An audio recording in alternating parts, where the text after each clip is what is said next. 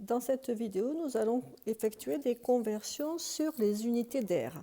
Donc les unités d'air, c'est par exemple le décimètre carré, centimètre carré, le mètre carré. Donc le plus souvent, on utilise un tableau que j'ai mis dessous. Et dans ce tableau, donc c'est le même tableau que pour les longueurs, mais c'est la même suite, kilomètres, hectomètres, etc. Mais on voit que dans chaque colonne, il y a deux sous-colonnes. Alors pourquoi a-t-on deux sous-colonnes? Je vous ai fait ici, voilà, j'espère qu'on le voit complètement, oui. Je vous ai fait ici un carré de 1 décimètre de côté, ce qui veut dire que la surface ici intérieure de ce carré a une aire de 1 décimètre carré, que je vais écrire ici. Donc ce carré a une aire de 1 décimètre carré. Et puis après, j'ai fait à l'intérieur des carrés de 1 cm de côté. Donc ici, vous avez 1 cm. Ce qui veut dire que ce carré a pour aire 1 cm carré. Ça, c'est la définition du centimètre carré ou du décimètre carré. C'est l'aire du carré qui a pour côté un décimètre ou un centimètre. Si on compte maintenant le nombre de carrés de 1 cm de côté, il y en a 10 sur la longueur et 10 non plus ici aussi. Ce qui veut dire qu'à l'intérieur, il y en a 100. Conclusion, ça veut dire que 1 décimètre carré, c'est 100 cm carrés. Si c'est égal à 100 cm², c'est pour cela, je peux enlever maintenant le tableau, c'est pour cela que dans notre tableau de conversion, il y a deux colonnes. Donc je vais mettre au-dessus 1 mètre carré, de la même façon que l'on a vu tout à l'heure, c'est 100 décimètres carrés.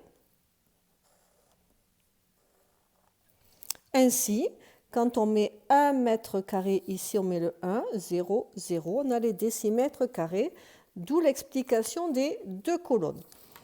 Donc maintenant on y va pour le premier. Donc on doit convertir 23,7 décimètres carrés, donc surtout on n'écrit pas la virgule dans le tableau, donc on va faire toujours les deux méthodes, une avec le tableau et une avec sans tableau.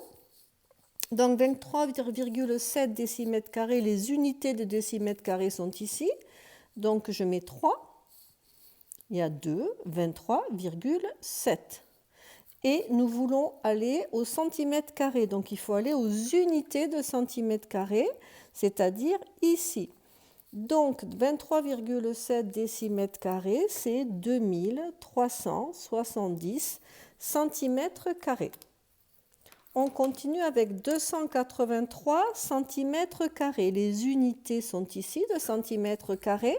Donc, on met le 3, le 8, le 2. On veut arriver jusqu'au mètre carré, donc jusqu'aux unités de mètre carré qui sont ici. Je mets la virgule. Donc, il me reste maintenant à remplacer, à rajouter les zéros. On ne va pas ici, puisque ça, ce sont les dizaines de mètres carrés. Conclusion, 283 cm², c'est 0,0283 mètres carrés. On termine avec le dernier, c'est 0,87 hectomètres carrés. Hectomètre carré, c'est ici, le zéro des unités des hectomètres carrés, donc je le mets dans les unités. Je continue avec 87 et nous voulons aller au mètre carré, donc aux unités de mètre carré. On est ici, donc ça fait 8700. Ça, c'est la première méthode en utilisant le tableau. Deuxième méthode, sans le tableau, nous savons que 1 mètre carré, c'est 100 décimètres carrés. Donc, en fait, on multiplie par 100 pour aller des mètres carrés au décimètre carré, etc., etc. Et évidemment, quand on revient en arrière, des décimètres carrés au mètre carré, on divise par 100. Donc si on revient maintenant dans notre petit exercice, 23,7 décimètres carrés, on veut aller au centimètre carré, donc il suffit de multiplier par 100. Et 23,7 multiplié par 100, ça fait bien 2370. On peut aussi dire que 1 décimètre carré, je vais l'écrire ici, 23,7 décimètres carrés, c'est égal à 23,7 multiplié par 100 cm carrés, ce qui vous donne 2370 cm². Voici une autre façon de faire. Donc, quand on va de centimètre carré au mètre carré, on revient en arrière. Donc, on divise par 100 et on divise encore par 100, ce qui veut dire qu'on divise par 10 000. Quand on divise par 10 000, il faut décaler de 4 rangs. Et donc, ce qui fait que le chiffre des unités qui était ici 3 devient 10 000 fois plus petit que l'on a ici, les 10 millièmes. Donc, vous choisissez votre méthode soit avec le tableau et on écrit les nombres dans le tableau, soit par les multiplications, ou soit, je crois que cette méthode est plus facile et plus aisée à comprendre, soit on remplace avec la définition de départ. On fait des multiplications de la même façon.